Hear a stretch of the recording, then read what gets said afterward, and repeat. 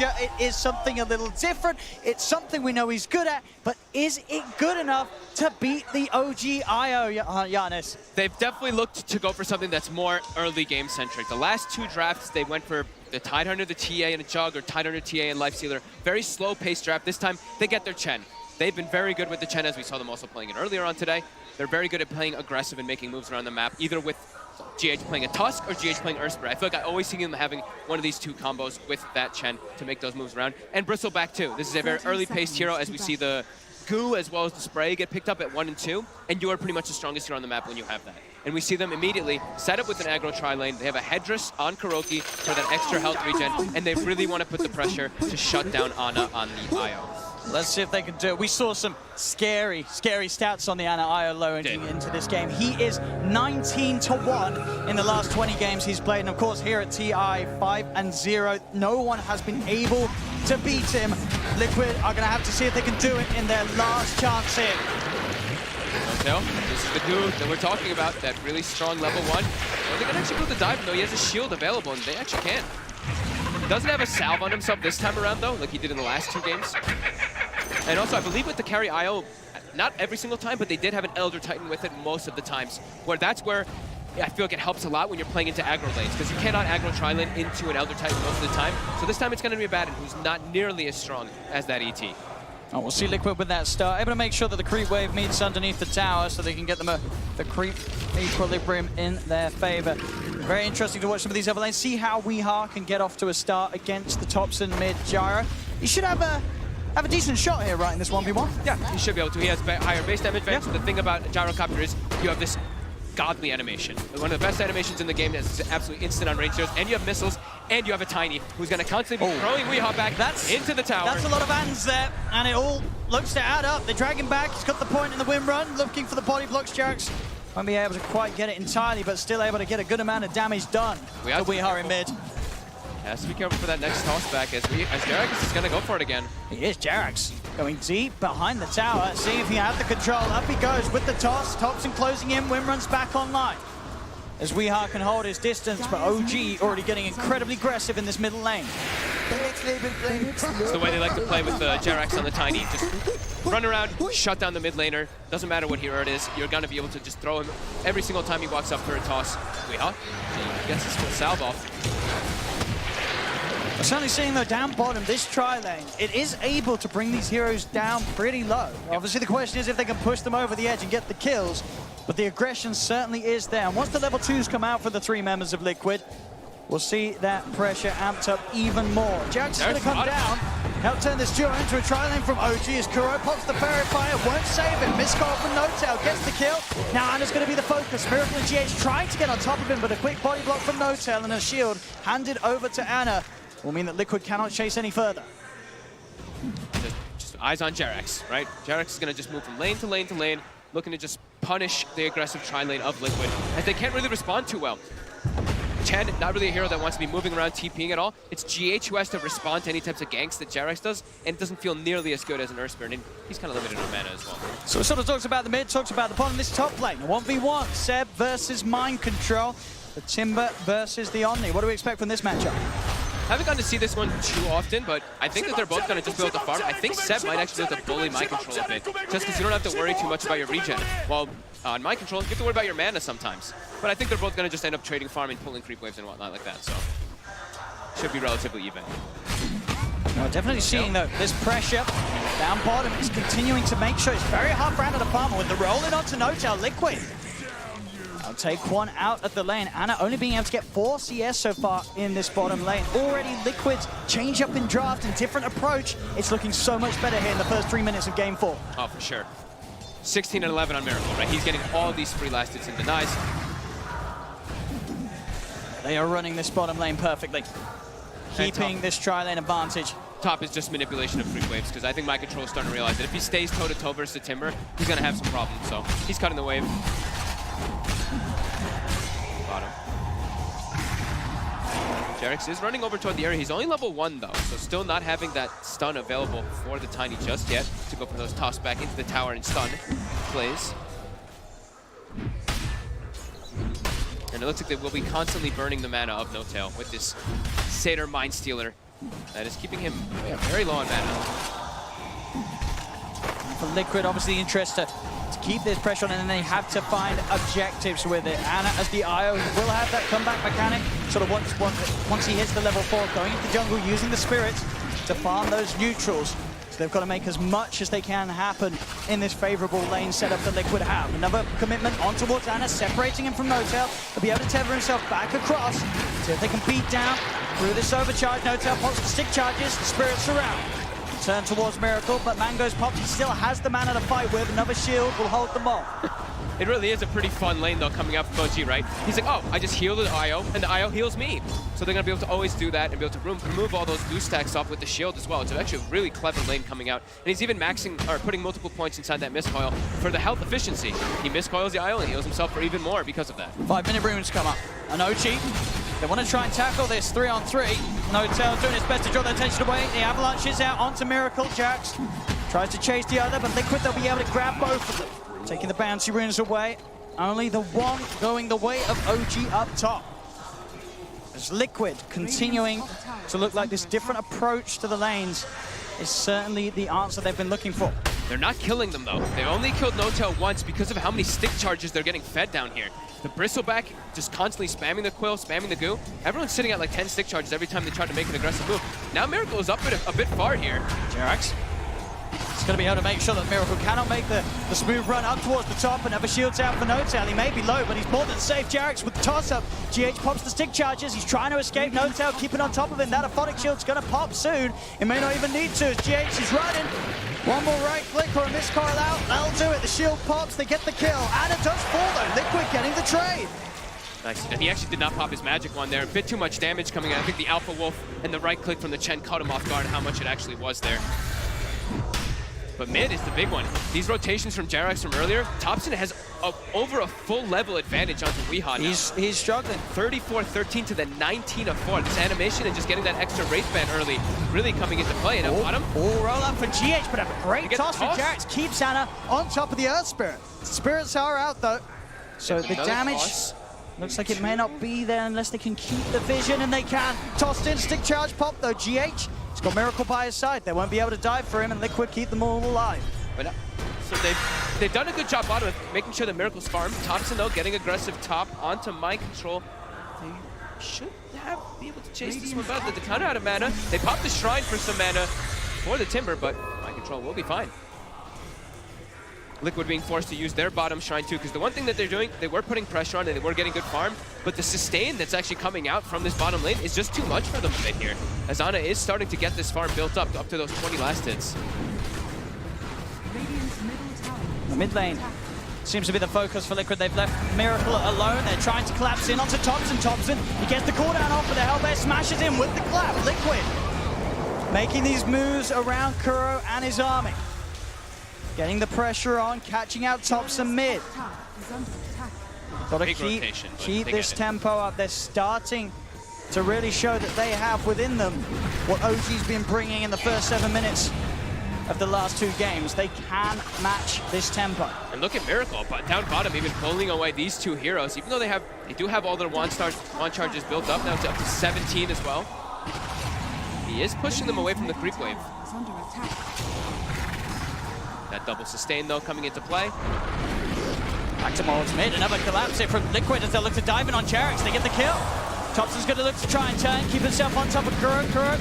He has his army ready to tank some of the damage. Thompson is not going to be able to get this kill by the looks of it. Another one charge from Kuro keeps it back alive.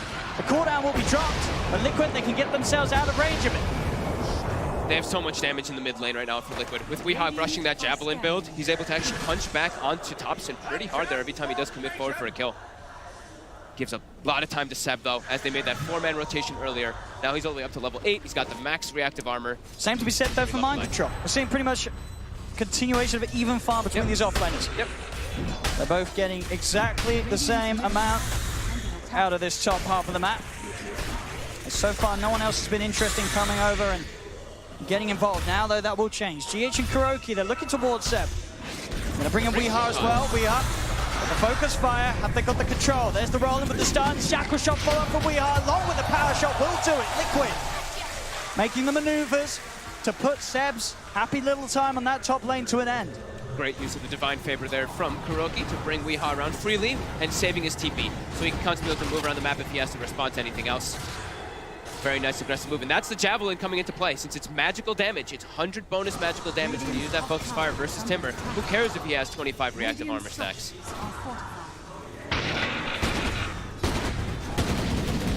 They get themselves a decent amount of pressure on the tower too, getting it down to about 700 HP right now. Seb's going to come back in, make sure that tower doesn't fall too early. GH is already moving his way toward top. They don't have another Divine Favor to bring into the Wind Ranger. I feel like it's a hard kill without that damage that Weehaw offers. Feels like an impossible kill without Weehaw. The three of them can only sort of sit to the side and watch as Seb farms the wave under the tower. Yeah. See what their intentions are with this move. 10-minute runes are going to come up. See if Liquid can keep a favorable hold of them this time. Mid lane is going to be the focus. TP's coming immediately, and he sheds the shackle off actually before the missile connects. He's able to turn right-click into Jerax. He's tanking the tower to Jerax. Lines of the parachute. He's not going to be able to find it though. Doesn't get the angle, and Jerax, he can continue to walk away. Liquid are chasing. Another power shot will be available in a second. Can Weehaw hit it? He's going to try. Not going to find it. Jerax, he's got the position to TP out behind the trees and will make it back to safety. But Weehaw does live. He wastes so much of their time there, and even a TP to protect Weehaw. What does that mean? That's just the space. This is what OG wants to do, right? Allow Ana to catch back up after he had a little bit of a rough laning start and get the Dominator, and the Dominator is finished now at this 10-minute mark. So that is where you really start to get enabled quite a lot in the IO to make your moves around the map. But Liquid, they're trying to keep the pressure going. Don't let OG get away with that greed that they're trying to pull off right now. Try to get some tower damage. Every single time a tower is going to start getting pressured, though, you'll see this rotation by Seb. He wants to make sure they don't actually get any of these towers too early. He doesn't have many reactive stacks built up just yet, but he will be okay. Mid lane Thompson. You see a dive in from Weehaw. Weehaw tried to close in for the kill, but he didn't have the damage to bring Thompson down. Thompson was able to just drop the combos. Weehaw, he got in close range for that attempt. You got to be careful as well. Ana, he's jungling in the area, so he can just easily tether up. I don't know if you guys did the overcharge there. I didn't catch the end of it, but he can easily tether in and even get a little bit of extra HP regen that comes into play. Looking for Jerax. Jerax again. Committing with the magnetized. TPs will now start to come into play. Thompson's here. Jerax still alive. They're trying their best to hunt him down through the trees. He'll be able to toss back the Hellbait Smasher. Rockets dropped to keep the magnetized going. They'll get the kill on Jerax. See if they can find anything in return. OG Thompson, he's on top of Kuroki. GH, Weehaw joining the gang. They're surrounding Thompson with a Divine Favor, bringing Weehaw in. Liquid, they're going to be able to get both of them.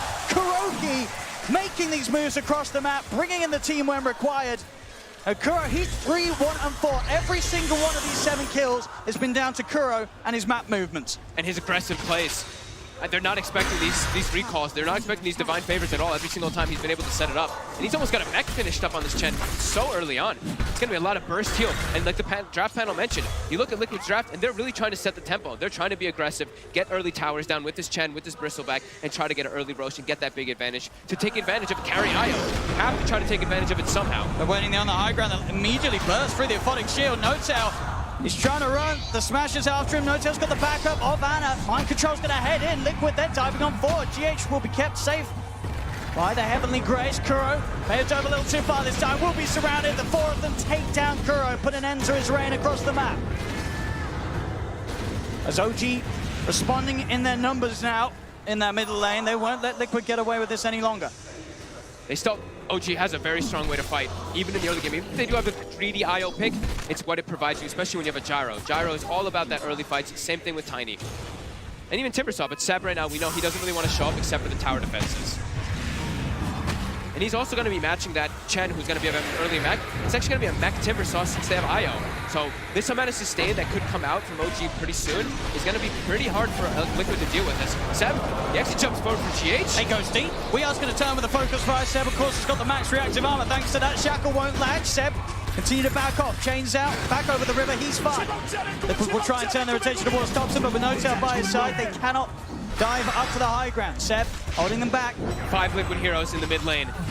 Trying to brawl again at the same time as last game. It's 13 minutes in, and there's 9 heroes or 8 heroes positioned around this area. They want to go for No-Tail, but he's got ulti. Miracle's going to continue to chase this under the Titcher, and they will get it.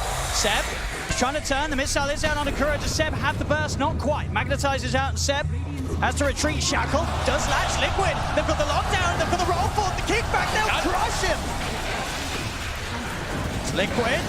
They're diving again. They want top. They got a bit of a flavor of how OG was playing in these last two games, and they're saying we could do it too. Thompson post the cooldown. They won't go too crazy. They'll let him live. They don't want to dive up towards the tier 3. They know TPs are coming in. They have to make sure they're hitting the tower because the side lanes are being split push. Ana as well as Jerax are actually pressuring these other two towers. They're not even going to get this one here. It's down into deny range. OG might just be able to deny that mid tower if they choose to do so. Liquid with an overzealous dive there, not losing anybody, but the side lanes giving a lot to that Tiny as well as that Io. And we know the timing is all about just waiting for Io to get not only Aghanims, but get that level 15 talent. That's what OG wants. He's diving in. Onto Kuro with the flak as well. Hand of God will not keep Chen alive today. GH will not get TP'd out. Jerax actually TP's in and gets the toss off at the exact timing. OG's actually not done, as they are still hunting for action. Miracle the focus. Thompson's got a DD. A power shot does come out. Lands on Thompson. Bit too aggressive there from Thompson. He'll throw down the call down just to clear the But the Shackle actually reaches across the trees, but no tell. He's there with the shield. Thompson goes with the TP out. The focus fire there. The damage is not enough. Thompson saved. Normally. A spray on the way out. Thompson will escape.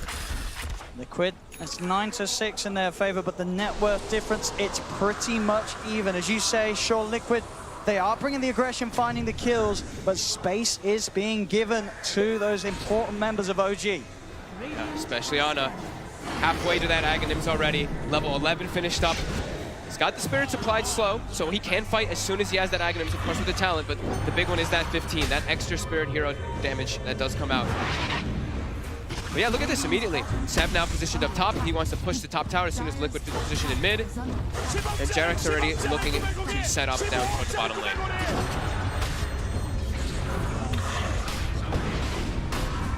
Liquid have to just get these towers. Have to get some type of map advantage here.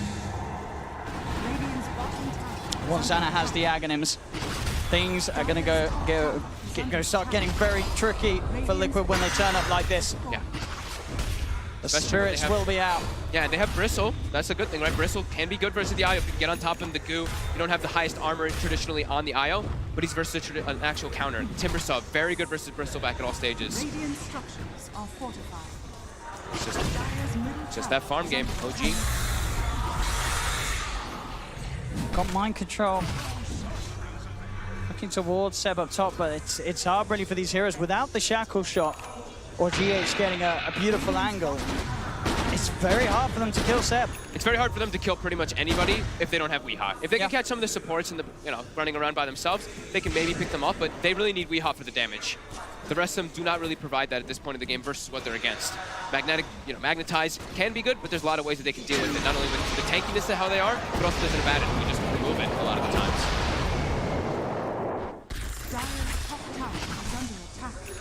And Seb, he can just get away with this, pushing this wave into the tier 2 every single time, knowing that sure, if Liquid do come for him, it's going to be so many of their resources that it's probably going to be worth it for OG to have Seb positioned that aggressively and for him to draw that much attention towards him. Thompson's getting space, Ana's getting space. Look at that build by Thompson. Diffusal Gyrocopter. Wait, what? Diffusal? Gyrocopter. Trace Diffusal Gyrocopter. Fancy that, Thompson. So doing something that I don't think I've ever seen this. I mean, it's interesting because it's going to provide a lot of mana burn, which is going to be annoying for Liquid. It gives you a lot of agility, and it gives you ways to run around and chase heroes down, I guess. It's different. They've got the kill squad getting mobile again. They can transition this into a Roche. DD Rune on the Bristleback, they've got Pipe. Yeah, they can easily do this one with the Medallion as well. However, OG, they know what's going on. They can look to contest this as well. As do they have the Aghanims finished up? It's almost there for Ana. And they're pinging it. Now they're aware of it, but it looks like it's almost too low for them to contest with all this minus armor. Liquid will get away with this one.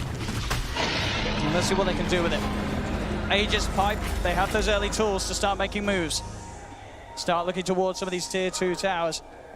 Ags is complete now on the IO. So Ags IO finished, and we're about to hit 20 minutes. So I'm assuming that OG's gonna buy the tome, give it to that IO so he gets the extra spirit damage. Liquid, they gotta group up and try to get something big here. They gotta catch up these backlines heroes. They really have to get on top of the IO with a nice shackle shot in for We Got to focus fire him.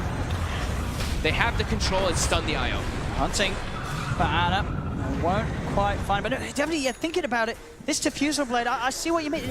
It does make sense, right? There is, you look at what Miracle and Mind Control in particular. They're completely dependent on their mana. And they're dependent on the fights being drawn out, right? Yeah. They revel in situations where the fight continues.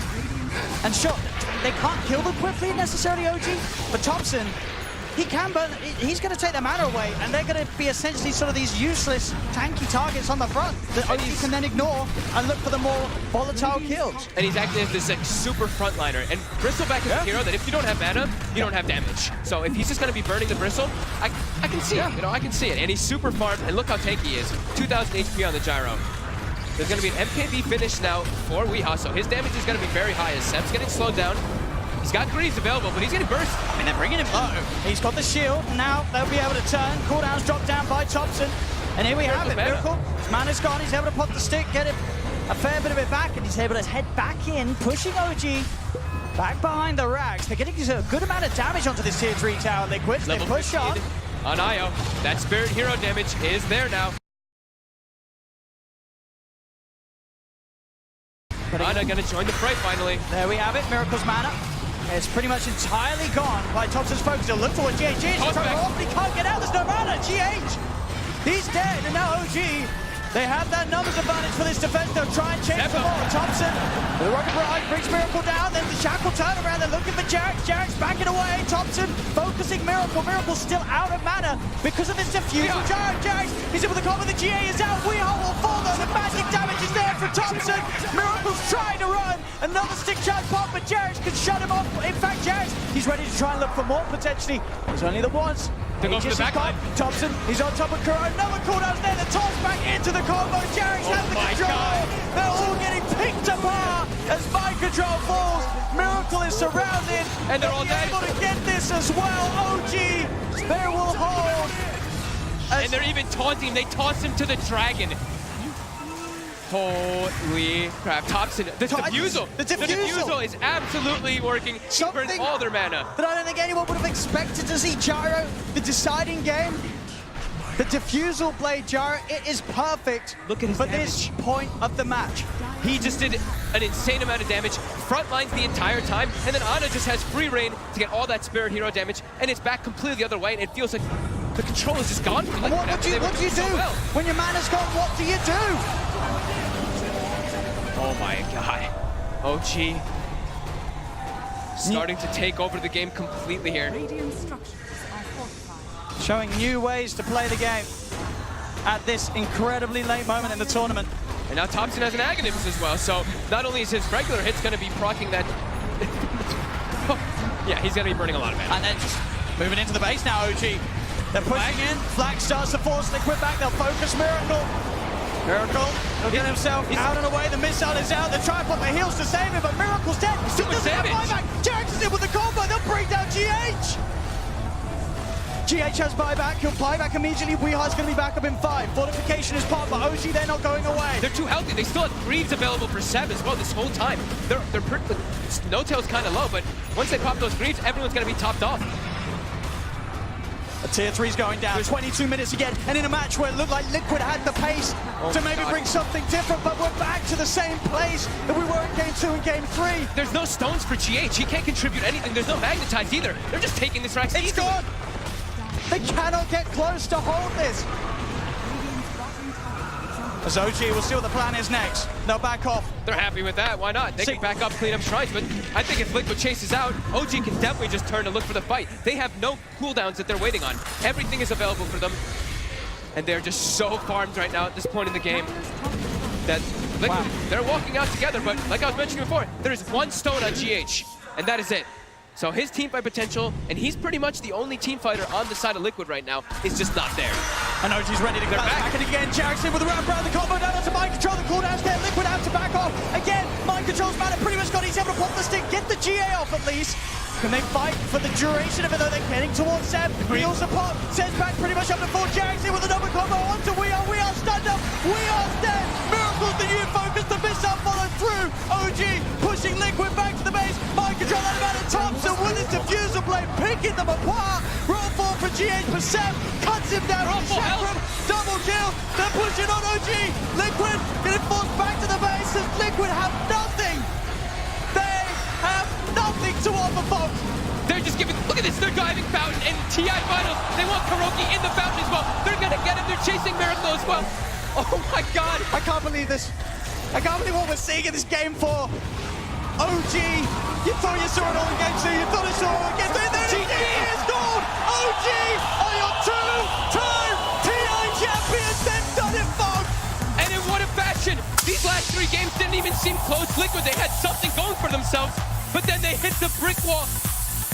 OG is the best team in the world. They're on a completely different level. No question, they are so far ahead of anybody else that plays this game for a living.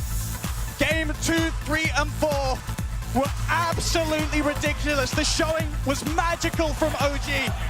They just seem to know exactly what to do with whatever draft they're giving. It doesn't matter. They have so many different drafts, so many different play styles. They can execute all of them. Liquid seemed like they stood no chance after that first game. And they've earned their money. $15 million, just over it, in fact, going the way of OG for this victory, on top of the $11 million they won last year.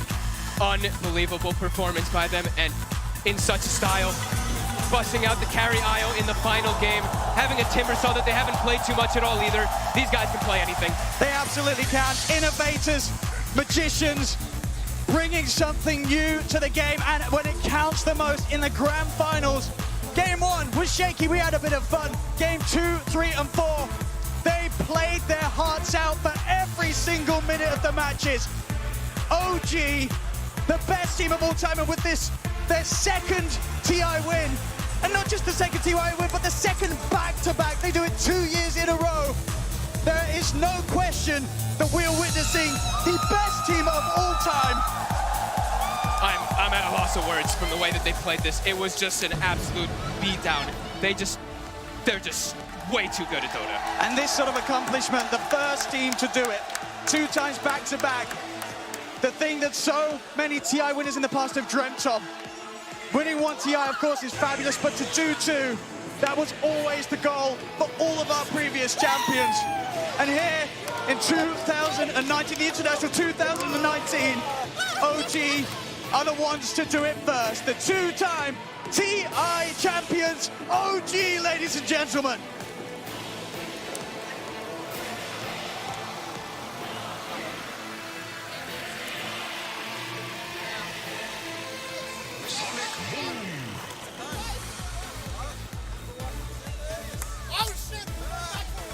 Here we have it.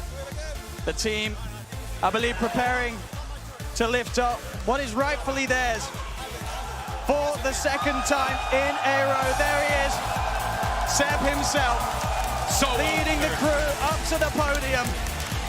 You cannot help but be awestruck by what this team has shown us in this entire run, in these 2 years, and now in the grand finals. Ladies and gentlemen, it's OG!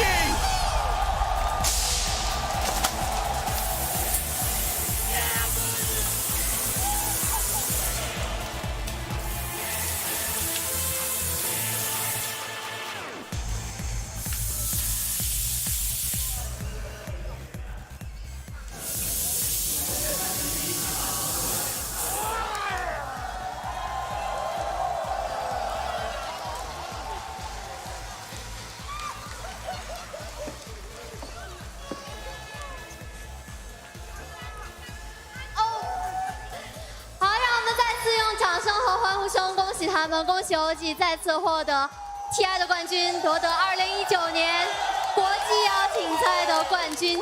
来，让我们问一下 Nota 好吧？哇，他们非常的开心，和家人在庆祝自己这一刻的兴奋。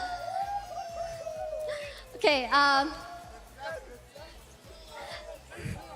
Nota。OK， so 那我相信在这一刻，他们们作为卫冕冠军，并且再次夺得 TI 冠军，一定有很多话想说。那我们先来问一下，队长 Nota 现在有什么话想对他们的粉丝和对 Dota 2的粉丝们讲的吧？来，有请我们的翻译 Josh。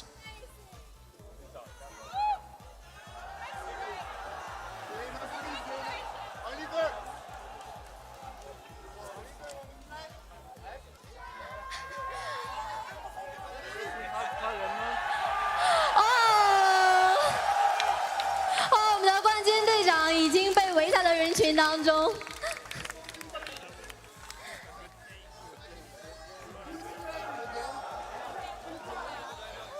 Okay. Here, I got him. Noto. Noto?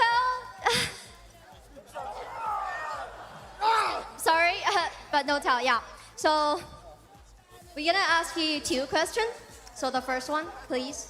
First of all, you're the first player. You guys are the first players to ever win 2-time TI champions as the captain of this team. How does it feel right now? It's very hard to believe, man. It's extremely hard to believe, but it's too good to be true, and it feels just the same. It feels so good, man. 好的，那么第2个问题，想问一下 Nota， 此时此刻有什么想对自己的家人和队友们说的呢？就刚刚我还是翻译一下吧。Notel 刚刚说就是真的难以置信，然后这一次第2次跟第1次还是一样的感觉，真的是太棒了。然后刚有什么想对粉丝和家人、隊友們說的 And then second, what do you have to say to your fans, friends, family at home? Thank you, everyone, for making this possible. This is a dream, and I'm an animal, apparently. 好了，我们就不要打扰他们了。那么我们最后把掌声和欢呼声送给 OG， 恭喜他们再次获得了国际邀请赛的冠军，恭喜你们 ！Okay, thank you everyone. Thank you for the amazing TI.